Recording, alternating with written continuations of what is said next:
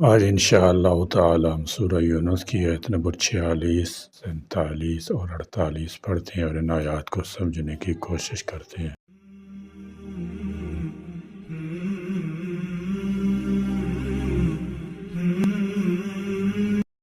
اعوذ باللہ من الشیطان الرجیم، بسم اللہ الرحمن الرحیم۔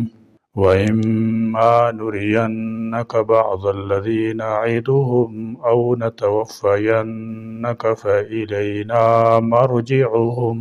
ثُمَّ اللَّهُ شَهِيدٌ عَلَى مَا يَفْعَلُونَ وَلِكُلِّ أُمَّةٍ رَسُولٌ فَإِذَا جَاءَ رَسُولُهُمْ قُضِيَ بَيْنَهُمْ بِالْقِسْطِ وَهُمْ لَا يُظْلَمُونَ وَيَقُولُونَ مَتَى هَذَا الْوَعْدُ إِن كُنتُمْ صَادِقِينَ۔ وَإِمَّا اور اگر نُرِيَنَّكَ ہم دکھا دیں آپ کو بعض الذی بعض و عذاب کے نعیدوہم ہم وعدہ کرتے ہیں ان سے، او نتوفینک یا ہم وفات دے دیں آپ کو۔ اس آیت میں اللہ تبارک و تعالی فرما رہے ہیں ہم ان کفار کے بارے میں جو وعدہ کر رہے ہیں، اگر انہوں نے کفر شرک پر اصرار جاری رکھا تو ان پر بھی عذاب الہی آ سکتا ہے، جس طرح پچھلی قوموں پر آیا۔ ان میں سے بعد اگر ہم آپ کو زندگی میں بھیج دیں تو یہ بھی ممکن ہے جس سے آپ کی آنکھیں ٹھنڈی ہوں گی، لیکن اگر آپ اس سے پہلے ہی دنیا سے اٹھا لیے گئے تب بھی کوئی بات نہیں، ان کافروں کو بالآخر ہمارے پاس ہی آنا ہے، ان کے سارے اعمال و احوال کی ہمیں اطلاع ہے، وہاں یہ ہمارے عذاب سے کس طرح بچ سکیں گے۔ قیامت کے وقوع کا مقصد ہی یہ ہے کہ وہاں اطاعت گزاروں کو ان کی اطاعت کا صلہ اور نافرمانوں کو ان کی نافرمانی کی سزا دی جائے۔ فَإِلَيْنَا تو ہماری طرف ہی مرجعہم واپسی ہے ان کی، ثم اللہ پھر اللہ شہید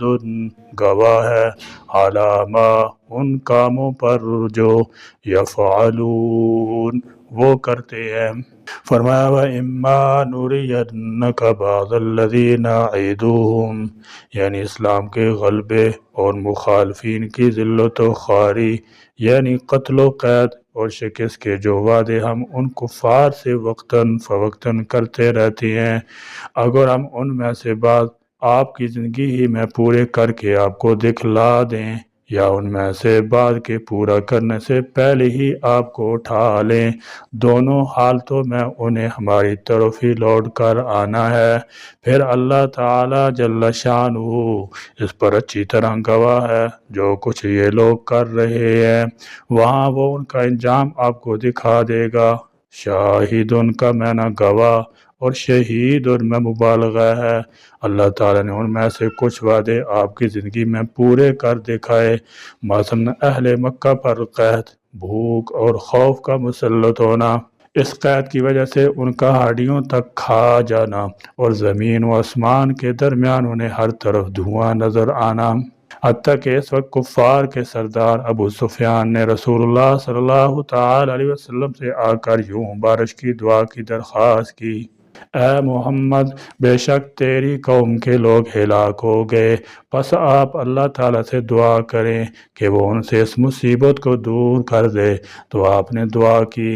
پھر بدر، احد، خندق، حدیبیہ اور آخر میں فتح مکہ و خیبر اور پورے جزیرہ عرب کا آپ کی زندگی میں حلقہ بگوش اسلام ہونا، یہ سب کچھ اللہ تعالی جل شانہ نے آپ صلی اللہ تعالی علیہ وسلم کو آپ کی زندگی میں دکھا دیا، اور کچھ وعدے آپ صلی اللہ تعالی وسلم کی وفات کے بعد خلفاء کے زمانے میں پورے ہوئے، بہرحال آپ کے سچا ہونے میں کوئی شک نہ رہا۔ موضع القرآن میں ہے غلبہ اسلام کچھ آپ صلی اللہ تعالی وسلم کے روبرو ہوا اور باقی آپ کے خلیفوں سے، شاید او نتوفینک میں دوسرے دور کی طرف اشارہ ہے، کافروں اور مشرکوں کے لیے سب سے بڑا دکھ اور عذاب اسلام کا غلبہ، ان کی ذلت امیز شکستی ہو سکتا تھا۔ تو اس عذاب کا بہت بڑا حصہ تو رسول اللہ صلی اللہ تعالی وسلم کی زندگی میں ہی آپ نے خود اور سب مسلمانوں اور کافروں نے دیکھ لیا۔ اسلام بدستور آگے بڑھتا رہا اور ترقی کی منازل بڑی تیزی سے طے کرتا گیا، اور غزوہ بدر سے لے کر غزوہ تبوک تک کافروں کو میدان جنگ میں بھی اور معاشرتی طور پر بھی شکست اور ذلت ہی نصیب ہوتی رہی۔ صحیح کسر اللہ تعالی جل شانہ نے آپ کی وفات کے بعد نکال دی، اور دور عثمانی تک ایک وقت ایسا آیا جبکہ قریب ساری دنیا میں اسلام کا ڈنکا بجتا تھا اور کفر پوری طرح مغلوب و مقہور ہو چکا تھا۔ پھر کافروں سے عذاب کا وعدہ صرف دنیا کی زندگی پر ہی موقوف نہ تھا، بلکہ آخرت میں عذاب کا وعدہ مستقل طور پر موجود تھا۔ یہ نہیں ہو سکتا کہ اگر دنیا میں وہ عذاب سے دوچار ہو چکے تو آخرت میں چھوٹ جائیں۔ گویا دنیا کی زندگی میں اگر کوئی کافر عذاب سے بچ بھی جائے تو آخری عذاب تو بہرحال یقینی اور بڑا سخت ہے۔ وَلِكُلِّ أُمَّةٍ، اور ہر امت کے لیے رسول، ایک رسول ہے۔ فرمایا وَلِكُلِّ أُمَّةٍ رسول، اور ہر امت کے لیے ایک رسول ہوا ہے۔ اس آیت سے پہلے اللہ تعالیٰ جل شانہ نے رسول اکرم صلی اللہ تعالی وسلم کے ساتھ کفار قریش کی مخالفت کا حال بیان فرمایا تھا۔ اس آیت میں یہ بیان فرمایا کہ ہر نبی کے ساتھ اس کی قوم ایسا ہی معاملہ کرتی تھی۔ ایک مطلب یہ بھی ہے کہ ہر امت میں رسول بھیجتے رہے، اور جب رسول اپنا فریضہ تبلیغ ادا کر چکتا تو پھر ان کے درمیان انصاف کے ساتھ فیصلہ کر دیتا، یعنی پیغمبر اور اس پر ایمان لانے والوں کو بچا لیتے اور دوسروں کو ہلاک کر دیتے، کیونکہ وَمَا كُنَّا مُعَذِّبِينَ حَتَّى نَبْعَثَ رَسُولًا، اور ہماری عادت نہیں کہ رسول بھیجنے سے پہلے ہی عذاب دینے لگیں۔ اس فیصلے میں ان پر کوئی ظلم نہیں ہوتا تھا، کیونکہ ظلم تو تب ہوتا جب بغیر گناہ کے ان پر عذاب بھیج دیا جاتا یا بغیر حجت تمام کی ان کا مواخذہ کر لیا جاتا۔ اور دوسرا مفہوم اس کا یہ بیان کیا گیا ہے کہ اس کا تعلق قیامت سے ہے، یعنی قیامت والے دن ہر امت جب اللہ کی بارگاہ میں پیش ہوگی تو اس امت میں بھیجا گیا رسول بھی ساتھ ہوگا، سب کے اعمال نامے بھی ہوں گے اور فرشتے بھی بطور گواہ پیش ہوں گے، اور یوں ہر امت اور اس کے رسول کے درمیان انصاف کے ساتھ فیصلہ کیا جائے گا۔ اور حدیث میں آتا ہے کہ امت محمدیہ کا فیصلہ سب سے پہلا کیا جائے گا، جیسا کہ فرمایا ہم اگرچہ سب کے بعد آنے والے ہیں لیکن قیامت کو سب سے آگے ہوں گے اور تمام مخلوقات سے پہلے ہمارا فیصلہ کیا جائے گا۔ صحیح مسلم۔ فَإِذَا جَاءَ، چنانچہ جب آ گیا رسولہم، ان کا رسول، قُضِیَ، تو فیصلہ کر دیا گیا، بَیْنَہُم، ان کے درمیان، بالقسط، انصاف کے ساتھ۔ فرمایا قُضِیَ بَیْنَہُم بالقسط، ان کے درمیان انصاف کے ساتھ فیصلہ کر دیا جاتا۔ ایک قول یہ ہے کہ اس میں دنیا کا بیان ہے، اور معنی یہ ہے کہ ہر امت کے لیے دنیا میں ایک رسول ہوا ہے جو انہیں دین حق کی طرف دعوت دیتا اور طاعت و ایمان کا حکم کرتا۔ جب ان کا رسول ان کے پاس تشریف لاتا اور احکام الہی کی تبلیغ کرتا تو کچھ لوگ ایمان لاتے، کچھ تکذیب کرتے اور منکر ہو جاتے۔ تب ان کے درمیان انصاف کے ساتھ فیصلہ کر دیا جاتا کہ رسول کو اور ان پر ایمان لانے والوں کو نجات دی جاتی اور تکذیب کرنے والوں کو عذاب سے ہلاک کر دیا جاتا۔ دوسرا قول یہ ہے کہ اس میں عہد کا بیان ہے، اور معنی یہ ہے کہ روز قیامت ہر امت کے لیے ایک رسول ہوگا جس کی طرف وہ منسوب ہوگی۔ جب وہ رسول موقف میں آئے گا اور مومن و کافر پر گواہی دے گا تب ان میں فیصلہ کیا جائے گا اور مومنوں کو نجات نصیب ہوگی اور کافر عذاب میں گرفتار ہوں گے۔ وَهُمْ، اور وہ، لا یظلمون، نہیں ظلم کیے جاتے۔ اور یہ ضابطہ صرف آپ کی امت سے مختص نہیں بلکہ تمام امتوں کے متعلق اللہ کا یہی دستور رہا ہے کہ جب لوگ اللہ کی نافرمانی میں مبتلا ہو جاتے ہیں تو اللہ تعالیٰ ان کو خبردار کرنے کے لیے اپنا رسول بھیجتا ہے۔ اس طرح لوگوں پر اتمام حجت کرتا ہے، پھر کچھ لوگ اس پر ایمان لاتے ہیں اور کچھ اس کا انکار کر کے اس کے در پہ آزار ہو جاتے ہیں۔ اس طرح حق اور باطل کی سرد اور گرم جنگ شروع ہو جاتی ہے، اور اللہ کا وعدہ یہ ہے کہ وہ حق پرستوں کی تائید کرتا ہے اور باطل پرستوں کو ذلت اور عذاب سے دوچار کر دیتا ہے۔ اور اللہ کا یہ فیصلہ اس لیے انصاف پر مبنی ہوتا ہے کہ اللہ تمام حجت سے پہلے کسی کو سزا نہیں دیتا۔ وَيَقُولُونَ اور وہ کافر کہتے ہیں مَتَىٰ کب پورا ہوگا هَٰذَا الْوَعْدُ یہ وعدہ عذاب کا۔ فرمایا وَيَقُولُونَ مَتَىٰ هَٰذَا الْوَعْدُ جب مخلوق کو دوبارہ زندہ کرنے اور ان کا محاسبہ کرنے کے خلاف کفار کے پاس کوئی دلیل نہ رہ جاتی تو ان کا آخری تیر یہ تھا کہ لو وہ قیامت، لو